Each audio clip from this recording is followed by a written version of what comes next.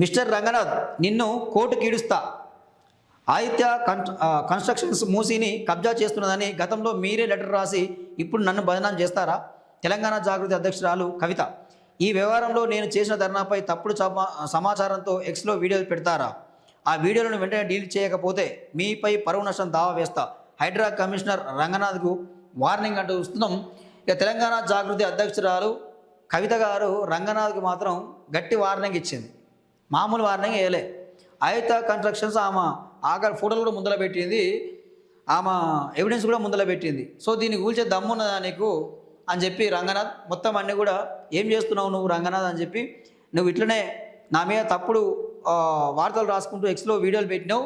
So నేను కోర్టుకి ఈడుస్తా, నీ మీద పరువు నష్టం కేసేస్తా, డిఫమేషన్ కేసేస్తా, ఖబర్దార్ ఆ వీడియోలు ఇంకా డిలీట్ చేయి అని చెప్పి ఆమె గట్టి వార్నింగ్ ఇచ్చినట్టు కూడా మనం ప్రధానమైన వార్త వస్తున్నాం. సో రంగనాథ్ గారు, మీరు ఇన్ని అడ్డం మాట్లాడతారు, పొడవు మాట్లాడతారు.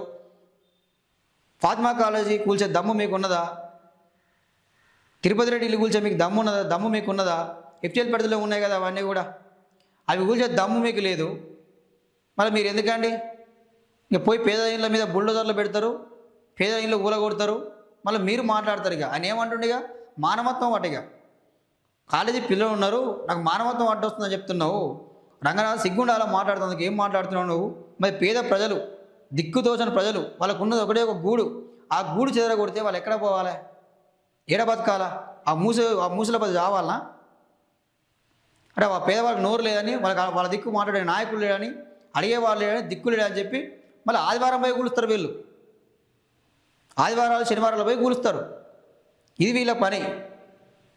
మళ్ళీ ఈయన మాట్లాడతాడు, ఇక చేసే పని చేస్తూ సగ్గా చేయాలి.